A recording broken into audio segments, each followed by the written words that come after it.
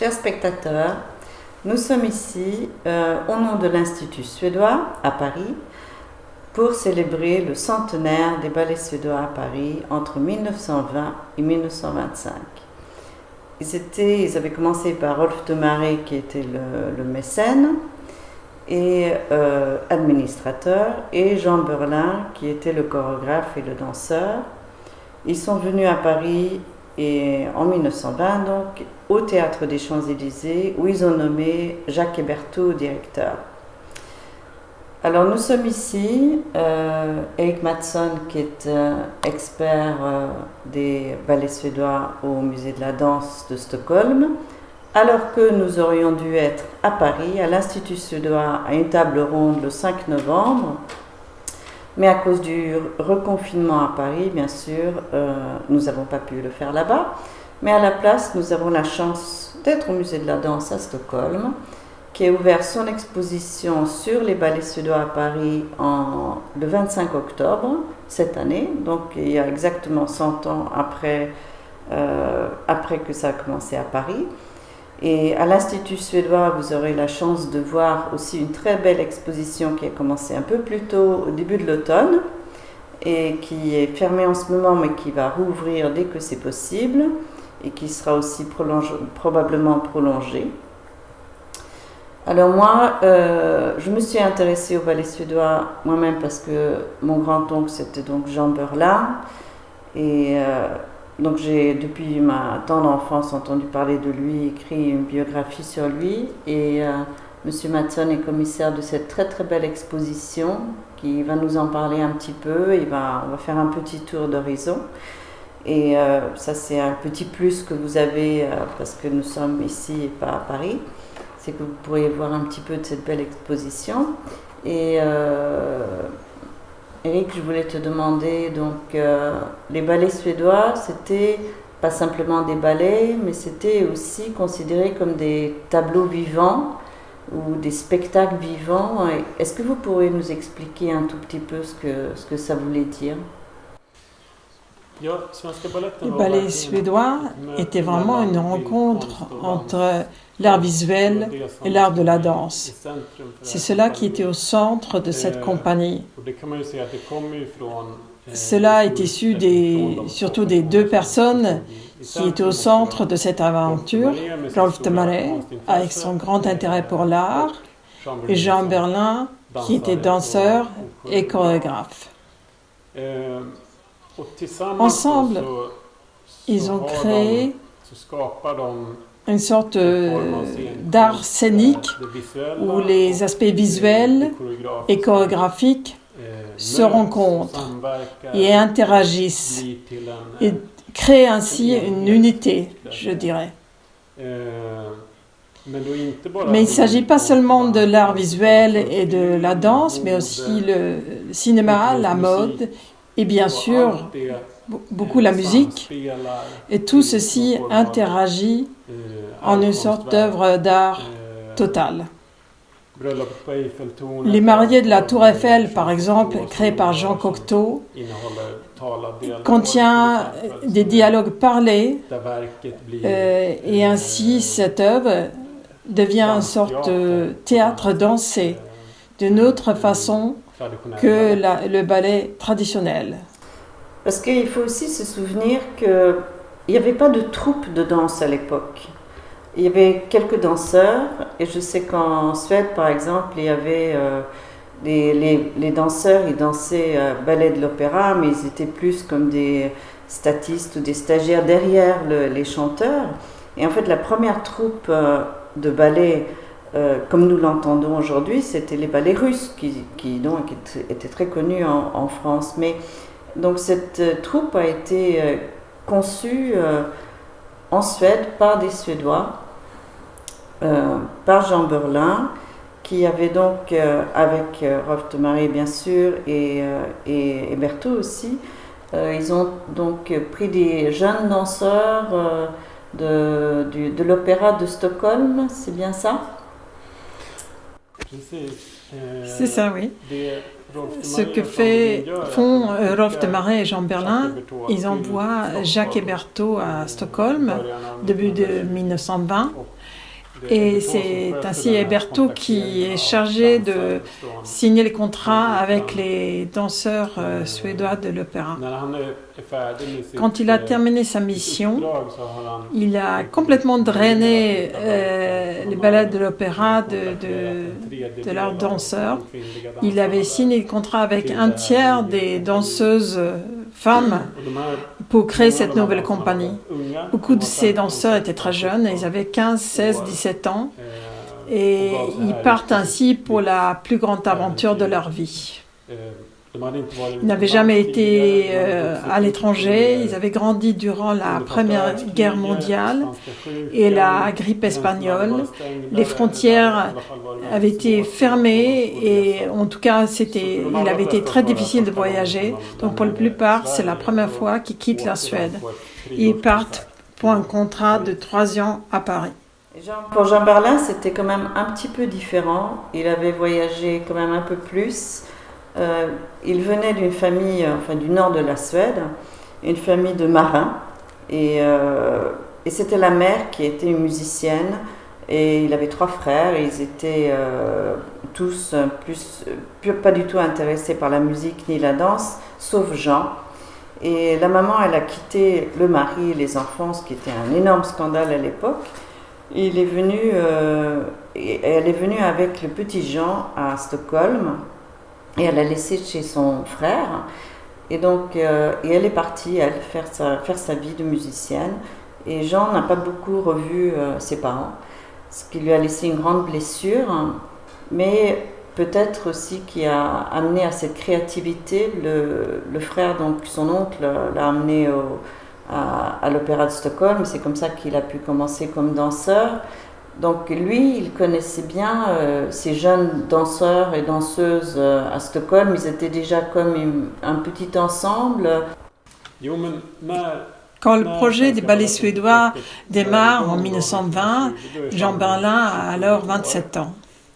Il vient de quitter l'opéra 1 an auparavant à peu près, mais l'opéra c'est son passé, c'est là où il a ses contacts et son contexte artistique.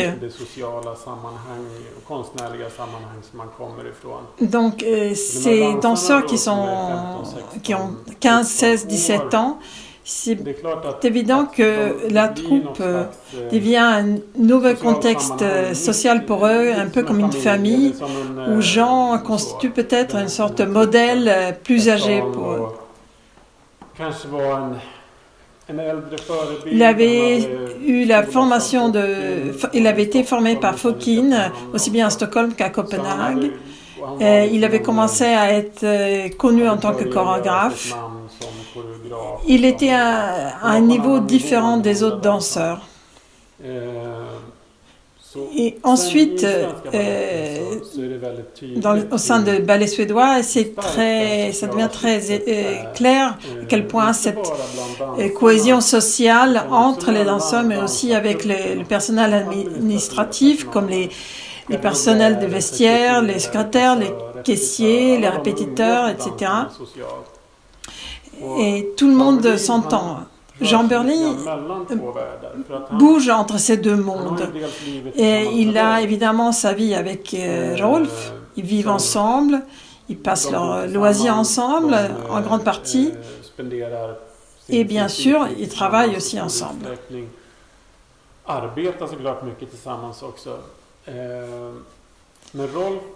Mais Rolf ne fréquente pas tellement les danseurs. La relation est relativement froide entre les danseurs et Rolf. Jean, par contre, se déplace entre ces deux mondes, passe beaucoup de temps avec Rolf, mais aussi beaucoup de temps avec les danseurs.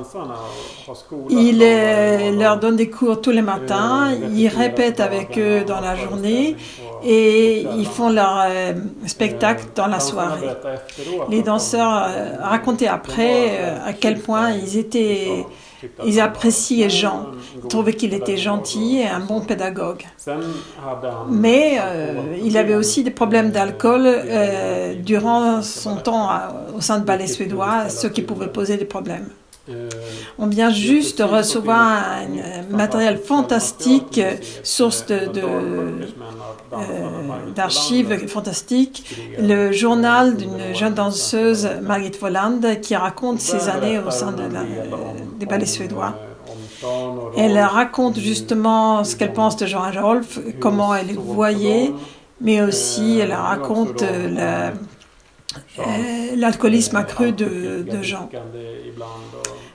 C'est intéressant de voir que ce journal, et aussi dans les interviews plus tard des danseurs, presque tous appellent Jean par le prénom, tandis que Rolf de Marais, on l'appelle soit de Marais, soit Monsieur de Marais.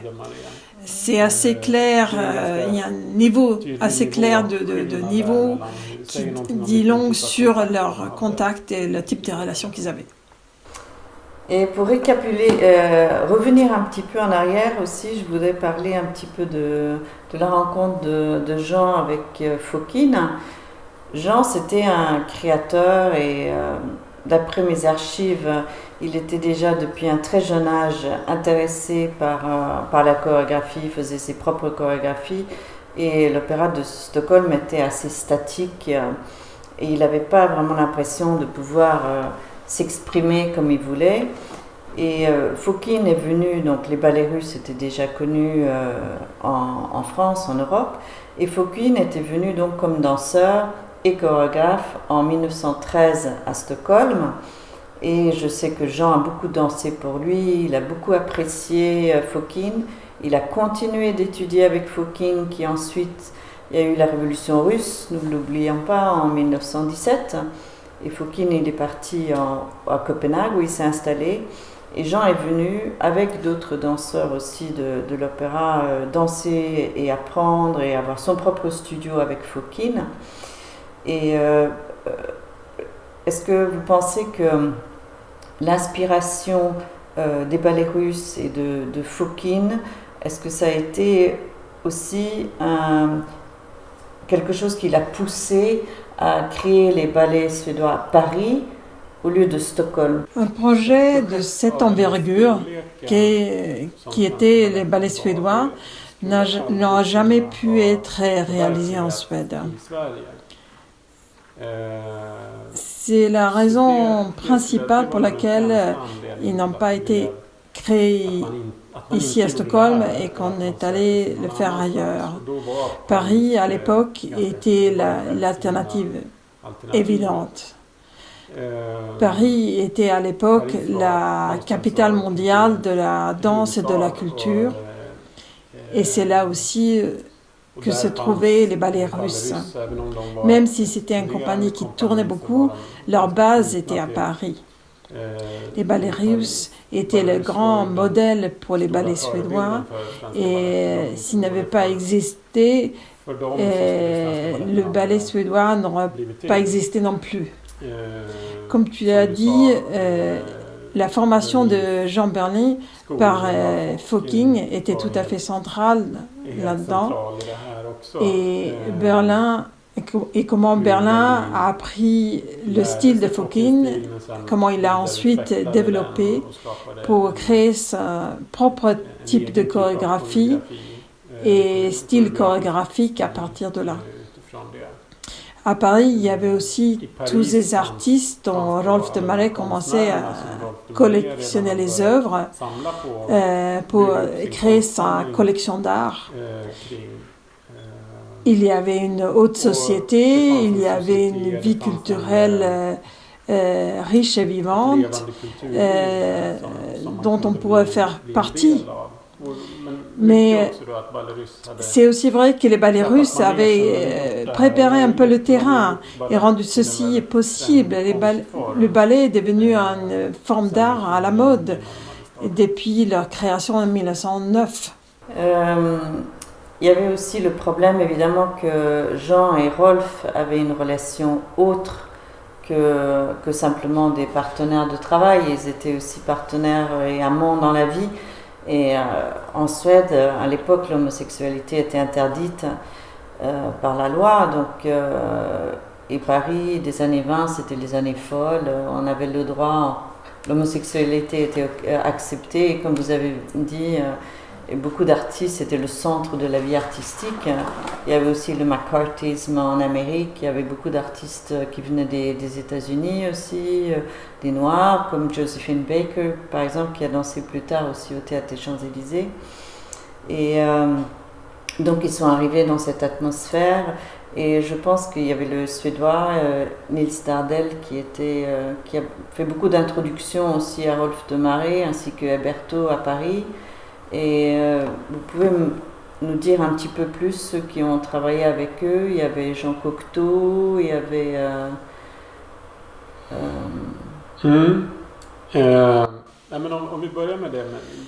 Si on commence avec la question de l'homosexualité, la question dans Paris ou Stockholm, de la Suède, de la France, absolument, l'homosexualité était interdite en Suède jusqu'en 1944, tandis qu'à Paris et en France, en tout cas, c'était permis sur le plan juridique, c'était pas criminalisé. Mais on pouvait voir aussi qu'il y avait un autre esprit d'ouverture dans les milieux artistiques envers d'autres natures, d'autres sexualités que l'hétérosexualité.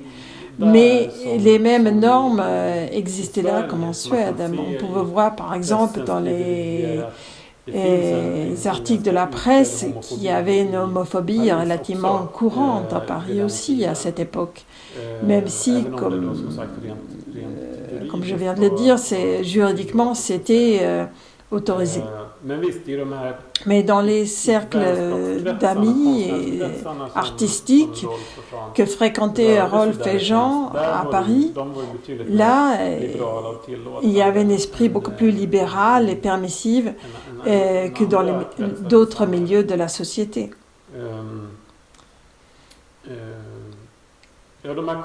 Et oui, les artistes avec lesquels ils ont travaillé, aussi bien des Suédois que des Français, ici, les ballets suédois se diffèrent un peu des ballets russes. Les ballets russes, en tout cas au départ, collaborent essentiellement avec des artistes russes et des compositeurs russes, presque entièrement. Tandis que les ballets suédois, dès le départ, collaborent aussi bien avec les Suédois et dans une grande mesure aussi avec des artistes français et des créateurs français, comme par exemple Paul Claudel, Darius Milhaud, Audrey Parr d'Angleterre, dans le spectacle L'homme et son désir de 1921. Mais Jean Cocteau et le groupe de 6 dans Les Mariés de la Tour Eiffel aussi de 1921. Oui, c'est ça, 1923. En 1922, ils font Skating Rink avec Fernand Léger et Milhaud. Et en 1924, La création du monde. C'est ça, oui.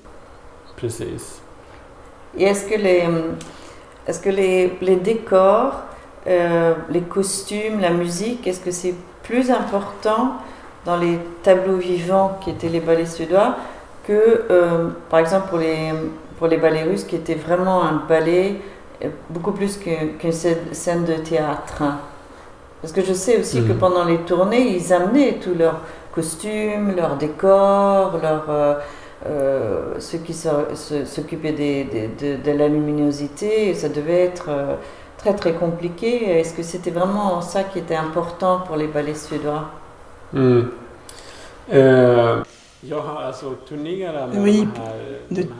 faire des tournées avec ces ballets ne devait pas être facile. D'amener les costumes pour les mariés de la Tour Eiffel aux États-Unis en tournée, mais on le faisait. Oui. Pour les ballets russes, la danse c'était vraiment le centre de leur... Dans leur ballet, bien sûr, il y a un grand focus sur la musique et les aspects visuels aussi, et la collaboration avec des artistes et des musiciens. Mais c'est quand même la connaissance chorégraphique et la technique de la danse, c'est ça qui est au centre des ballets russes. Tandis que pour les ballets suédois, la danse est parfois même subordonnée à une expression scénique et artistique plus vaste. Dans Les mariés de la Tour Eiffel, entre autres, il y a un dialogue parlé qui est lu par deux voix où les danseurs interprètent les personnages d'une manière proche de pantomime, de mime sur scène, et les répliques sont lues, des caractères sont lus par deux personnes. Ça donne une expression visuelle très forte, et aussi la musique et l'expression musicale est très importante dans ce spectacle-là. En ce qui concerne la danse, les danseurs disaient eux-mêmes, par exemple dans le journal de Margit Voland, on peut lire qu'elle trouvait que le marié de la Tour Eiffel était très amusant, mais il ne s'agit pas beaucoup de danse, c'est plus une sorte de mime et un type de mouvement proche du mime. Et la danse, par moments, manquait aux danseurs. Quand on lit des interviews après cette aventure avec les danseurs, leurs journaux et leurs correspondances, beaucoup d'entre eux disent qu'il n'y avait pas assez de ballets classiques dans les ballets suédois. C'est ça qu'ils souhaitaient faire. Ils ne pensaient pas que c'était tellement amusant de faire des danses folkloriques comme dans Nuit de Saint-Jean et Dansgilde. Et ils n'aimaient pas non plus que c'était très drôle avec les spectacles les plus avant-gardistes. Quand Fernand Léger crée la création du monde, il s'agit pour beaucoup de danseurs de simplement porter des éléments du décor à travers la scène plutôt que de danser. Donc ils ne pouvaient pas toujours utiliser leur capacité de danseur, leur compétence de danseur. Ils le sentaient comme ça en tout cas. Donc pour les danseurs eux-mêmes, ils aimaient bien les ballets sur les pointes. Mais tout le monde n'était pas aussi conservateur. Mais certains danseurs pensaient que c'était le ballet sur les pointes qui était de la vraie danse. Ça leur a plu, là, ces tableaux vivants? Est-ce qu'ils étaient, en général, le public français, ils étaient bien reçus par les Suédois, parce que c'était scandinave, tableaux vivants, c'était quand même différent. Est-ce que c'était souvent plein? Est-ce que c'était, ou au contraire, est-ce qu'ils ont été mal reçus? Les spectacles suédois, purement suédois, de ballets suédois, comme Nuit de Saint-Jean, par exemple, étaient très très bien accueillis et appréciés, pas seulement en France, mais dans la plupart des pays où les ballets suédois ont tourné. Mais c'était peut-être pas très excitant pour un public suédois. Quand on est venu en tournée en Suède, par exemple en 1922, c'était une forme de danse folklorique stylisée qu'on avait vue sur les scènes suédoises depuis les années 1850.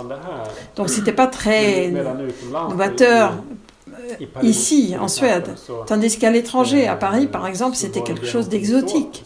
C'était quelque chose qu'on n'avait jamais vu. Il y a aussi la version un peu modernisée sur le plan visuel de Nils van Dardel dans Nuit de Saint-Jean.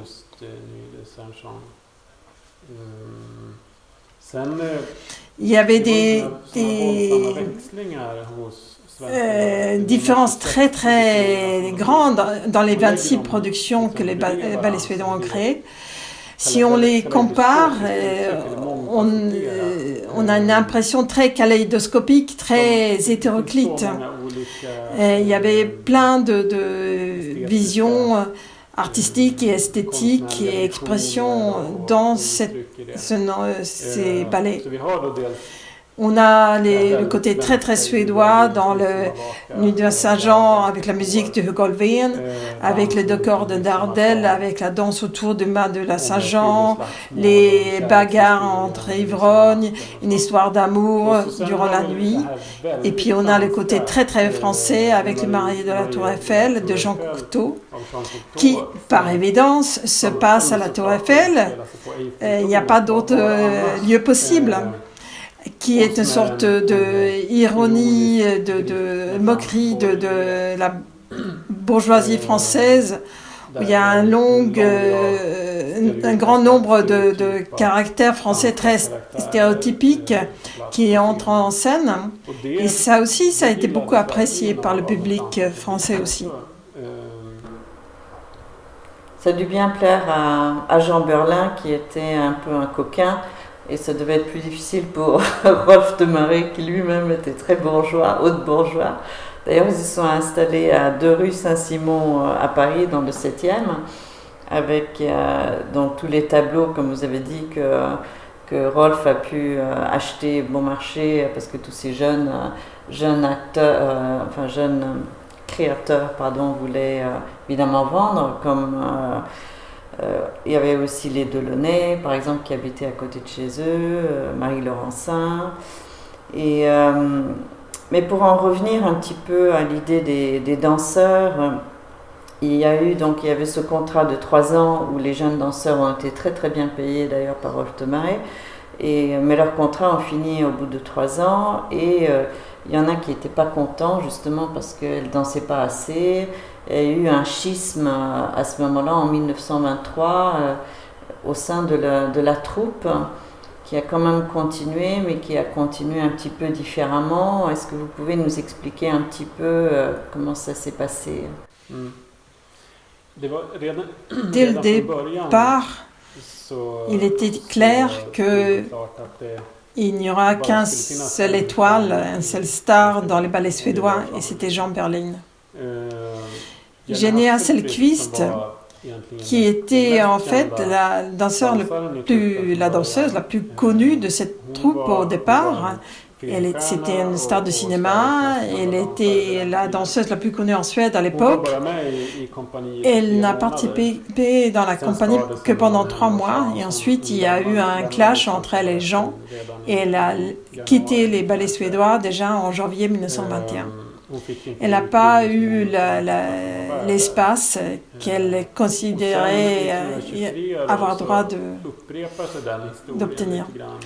Et ensuite, en 1923, cette histoire se répète d'une certaine manière. C'est Carina Hari qui est devenue trop grande pour la compagnie. Il y a une sorte de jalousie chez Jean. Elle considère, un peu comme pour Jenny Hasselqvist, elle n'a pas la place auquel elle a droit, qu'on lui doit dans cette compagnie. Donc en 1923, les contrats de 3 ans se terminent pour les danseurs qui étaient souscrits entre 1920 et 1923. Donc quand les contrats sont terminés, l'été, il y a seulement 2 à 3 des danseurs qui choisissent de prolonger. La plupart des autres danseurs quittent les ballets suédois. Pour Carina Hari, une des raisons était probablement qu'elle ne pouvait pas prendre vraiment sa place, s'épanouir. Et elle dit dans la presse qu'elle ne se soumettra jamais à une telle direction. Mais pour les autres danseurs, plus bas dans les hiérarchies, ils étaient probablement fatigués, épuisés par tant de tournées durant ces années. Et il y avait aussi une ambiance assez froide dans la compagnie entre la direction, c'est-à-dire entre Rolf de Marais, et les danseurs. Alors, la plupart quittent et on recrute de nouveaux danseurs à partir de l'automne 1923. Les Danois aussi, je crois qu'ils avaient à partir de 1923, non? Plus de Danois, c'est ça?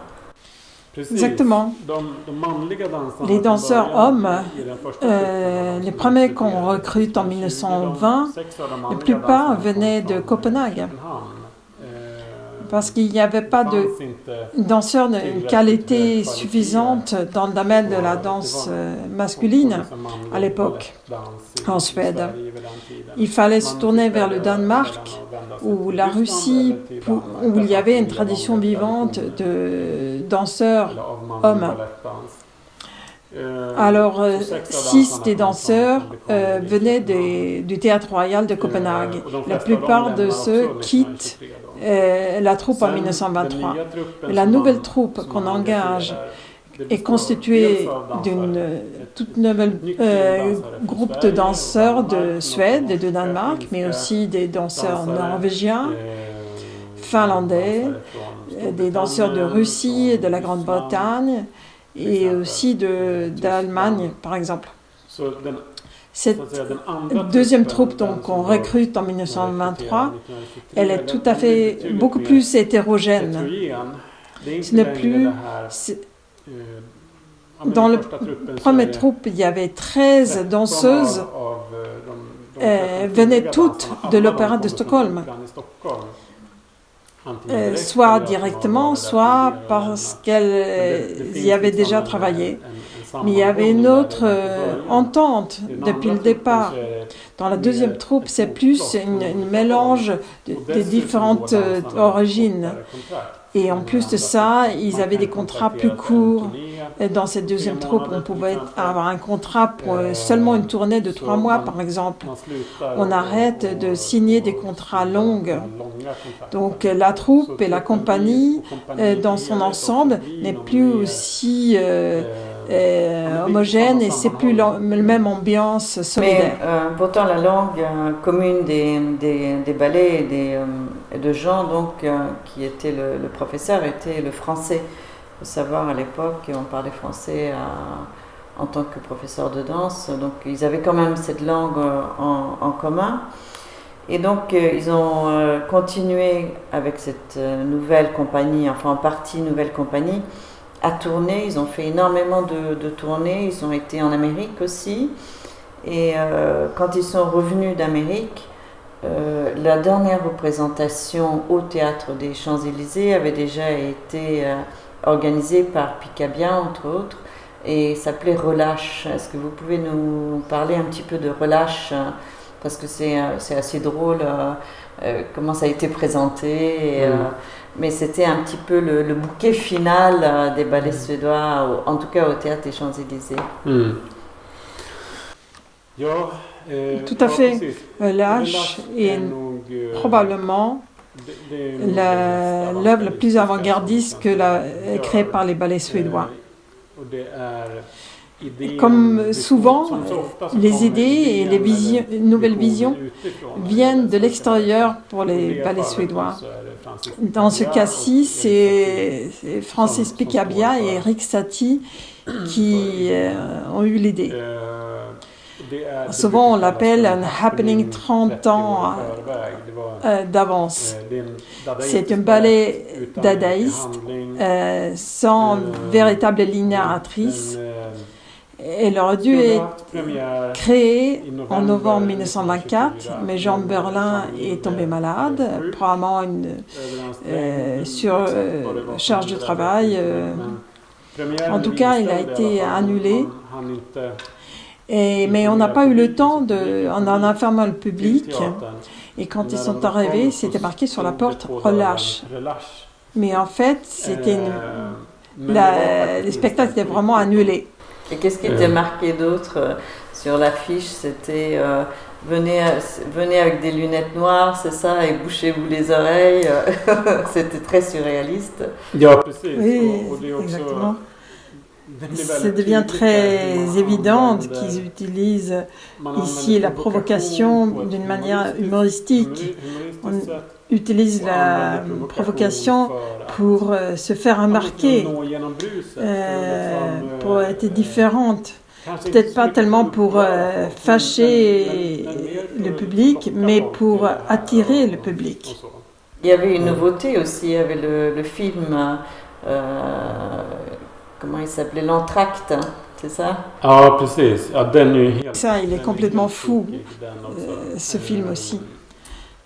Il contient entre autres un cortège funéraire tiré par un chameau qui se met à courir et à atterrir dans une montagne russe. Et à la fin, le cercueil tombe en pleine campagne. Jean saute du cercueil, fait disparaître tout le monde par magie et se fait disparaître lui-même à la fin. Et voilà, c'est fini. Mais Relâche, en tant que spectacle, commence avec la musique qui joue, un faisceau d'un projecteur qui se promène dans le public et atterrit sur une femme qui est assise là. Elle est habillée dans une robe de soirée, tout comme le reste de public féminin. Donc on ne pouvait pas deviner qu'elle était autre chose qu'elle faisait partie du public. Elle se lève, elle monte sur scène, et là, quelque part, le public commence à comprendre qu'elle n'en fait pas partie, que c'est une actrice. On monte sur scène, allume une cigarette, s'assoit sur une chaise, et la musique s'arrête. C'est alors qu'elle se lève et commence à danser en silence. Puis Relâche et continue un peu de cette manière. C'est une série de tableaux ou de scènes plus ou moins absurdes. Dans le deuxième acte, il y a un pompier qui fume cigarette sur cigarette et transvase de l'eau d'un seau à l'autre, et c'est tout ce qu'il fait. Ce film, vous pourrez le voir sur YouTube en tract, c'est assez amusant de voir. Et vous allez nous montrer tout à l'heure, vous avez montré vous avez fait comme un stand de Relâche dans votre exposition. Et donc Relâche, c'était le dernier spectacle au Théâtre des Champs-Élysées. Ils ont eu encore 2 spectacles au printemps, mais après il y avait plus d'argent, c'était quand même la grand-mère de Rolf de Maré essentiellement qui finançait. Et ils ont donc arrêté en 1925. Le théâtre des Champs-Élysées a continué dans les mains de Rolf de Maré, où il a entre autres introduit Josephine Baker. Et puis Jean, il a ouvert un studio dans le 17e. Il a continué à donner des cours, il a continué à aussi danser. Il est parti finalement aux États-Unis, où il a aussi il avait trouvé un studio où il allait danser à Carnegie Hall. Et puis il est décédé subitement, comme vous avez dit tout à l'heure, il avait dû un petit peu trop pousser, pas simplement l'alcool, mais aussi un peu de drogue et cocaïne. Et puis toutes ces tournées, je pense que ça a dû le fatiguer aussi. Il avait fait combien de chorégraphies pendant ces 5 années Mais avec les ballets suédois, ils ont tourné dans 146 villes. Oui, donc c'est énorme. Et puis, comme tu viens de dire après, il a dansé avec une plus petite compagnie en Amérique du Sud, en tournée aussi. Donc c'est évident qu'il était usé. Et donc il est décédé aux États-Unis, mais il a été enterré, son corps a été amené à Paris et il est enterré au Père-Lachaise. Donc on peut aller voir son tombeau au Père-Lachaise. D'ailleurs, quand moi j'ai commencé à écrire mon livre, j'ai vu qu'il y avait une bougie sur son tombeau, ce qui était très touchant parce que personne de la famille, à part nous, y était. Donc c'est dû être quelqu'un d'autre qui a mis. Alors il doit y avoir quand même une suite, je suppose, des danseurs, des troupes. Je sais qu'il y a des troupes comme le Royal Ballet of London par exemple qui ont été inspirées. Et aujourd'hui, est-ce qu'il y a aussi des inspirations un petit peu des ballets suédois, vous pensez, ou c'est tombé un peu dans l'oubli et on le fait revivre avec ce centenaire? Jean Berlin n'a jamais transcrit ses chorégraphies, il ne les a jamais documentées en film non plus. Mais certaines de ses œuvres ont continué à être montées durant quelques années ou quelques décennies. Les Vierges folles, notamment, ont été montées à l'Opéra de Stockholm jusqu'aux années 40, par exemple. Mais dès qu'une chorégraphie arrête d'être montée, elle disparaît. On l'oublie si elle n'a pas été retranscrite ou filmée. Donc l'empreinte directe de Jean Berlin reste assez faible et ses chorégraphies n'ont pas survécu.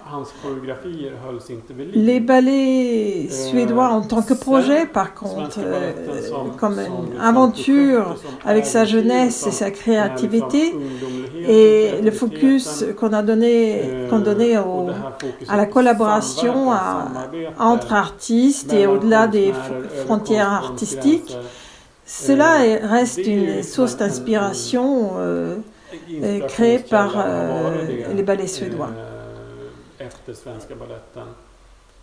Puis c'est assez fascinant et parlant de voir que Merce Cunningham et John Cage, pour leur toute première collaboration dans un contexte très modeste, à la fin des années 30, travaille sur une nouvelle version des Mariés de la Tour Eiffel. Puis, bien plus tard, dans les années 60, les deux mêmes artistes, Cage et Cunningham, vont faire des choses qui sont très inspirées par Relâche, d'une manière évidente.